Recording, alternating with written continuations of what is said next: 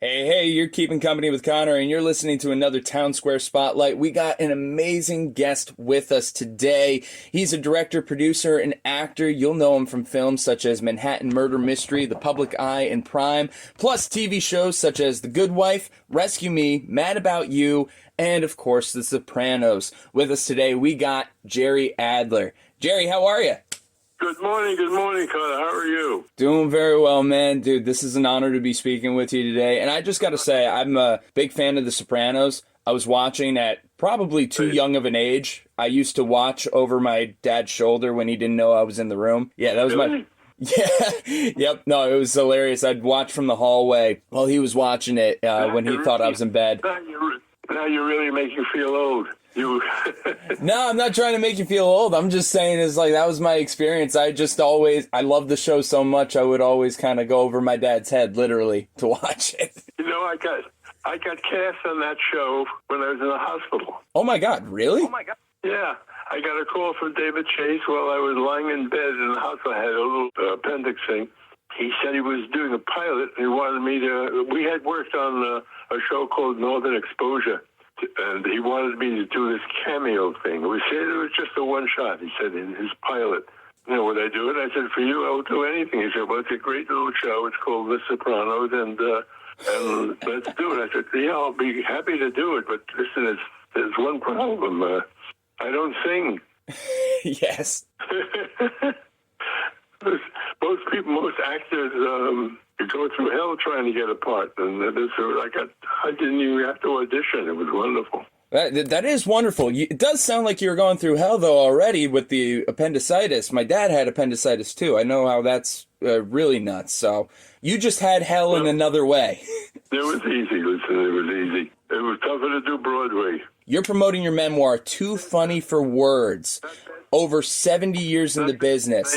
How the hell do you synthesize everything that you've done between theater, TV, film into one book? I'm very excited. I'm very excited about the book coming out on Wednesday. You know, it's going to be a big thrill. What the world needs now is a few laughs, and I think this delivers it. Well, these are stories I used to tell and entertaining my family and friends, and everybody kept saying, you got to put this down on paper for posterity, which I never intended to do. And then I got trapped in my apartment during the pandemic, and I figured this is a good time to put it down on paper, and so that's when I wrote the book. Yeah, you're great to sit there and relive your life. It's not bad. 70 years in Broadway. 70 years. That's really impressive. And Too Funny for Words. You have all these wild stories featuring, late great actors, Hollywood royalty, past and present, and even like U.S. presidents like JFK and Nixon. Like, you've had a great life in the spotlight, but all these best stories are behind the scenes. What can people expect to learn about not just you, but also some of these big names that they've known and grown up with throughout the years? You're going to find out that they're all kind of homey and funny and friendly and enjoyable to be with for the short time that the story lasts. And it's one good story after another. And you'll meet all these wonderful people. Oh, that's amazing, especially to be able to see them in a completely different light. We might know them from roles, but to actually get to hear a very intimate story from yourself, that's so, so good. And as you said a moment ago, something that the world needs now is a good laugh. And should people be expecting to be like gut-busting laughing the whole time through this? I guarantee you'll laugh every page. What do you think of that? I think that's great. I think that's a comedy show just lined up on a page for me, and I can't wait for that. You're right. Thank you. So, as you said a moment ago, it's like Broadway. All this time on Broadway, people have probably seen you in your film and TV credits, but theater has always been a home for you. And if I got it correct, it was like your first start in the industry. Can you tell us about your love for the stage and how that's influenced you as a person and in your career? My first jobs when I got out of college as a stage manager on Broadway.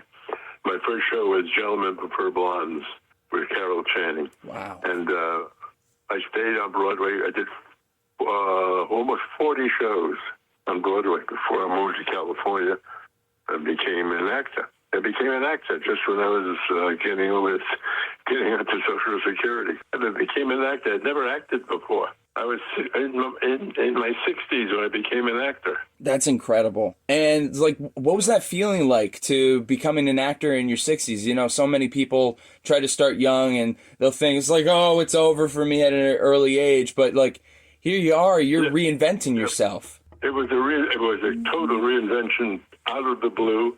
What's great about becoming an actor as a stage manager?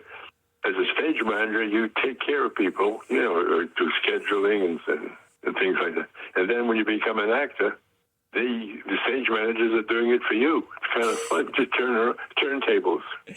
I was about to say, I thought you were going to say it gave you an interesting perspective, but no, you're like, oh no, now I get to be taken care of. I love that. But it sounds like you've taken care of everybody that you've worked with throughout your career, and you're just having such a great time with everybody. And I think that's great. So being behind the scenes for so long, before you became an actor, how do you think that influenced how you approached acting? Everybody said, how'd you know anything about acting? I said, well, I knew nothing about acting, but I had directed some things on Broadway, and I knew how to work with actors. And so I applied that knowledge into acting. When I took a script, I would say, how would I direct this scene? Because I had never had any training as an actor. So all my training was as a stage director. That's and impressive. I put all of that knowledge into working on a script. Now, Jerry, again, your memoir, Too Funny for Words, is coming out. And in the last minute that we have with you, is there any particular story that you could give us real quick to, entice the Hudson Valley listening audience right now? I was doing some auditioning for a Broadway musical called Bravo Giovanni. And and these women they're coming in to sing for a particular part in the show, and this young lady came in. She was carrying a guitar. She was dressed. She looked like a Greenwich Village gypsy, and she gave me her resume, and I brought her out onto the stage and announced it. I said, "Okay, next lady is Barbara Streisand, no piano," and she sat down on a stool there and started to sing, and boy, everyone was mesmerized. Wow. I'd never heard a sound like that in my life. And she sang this song, I think it was Smile. And then she finished the song, picked up her guitar, walked out, and so she was gone.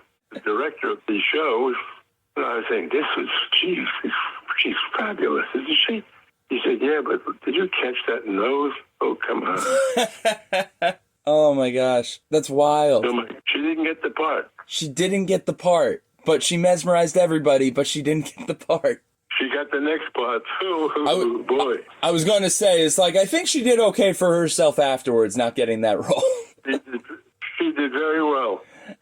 Absolutely. Oh, my God. What an amazing story. And, of course, you can expect more wild and crazy stories in Jerry's memoir, Too Funny for Words. Jerry, where can people find the new book? It comes out on Wednesday. Comes out on Wednesday. Be on the lookout for it. You can find it. You can read it. You can enjoy it. I'm excited for it. I want to read it myself. Jerry, thank you so much for your time today, and really appreciate everything. This has been phenomenal. I wish I could talk for hours with you. I would love to hear more stories. You got it. All right. Thanks so much, Jerry. Have a good one.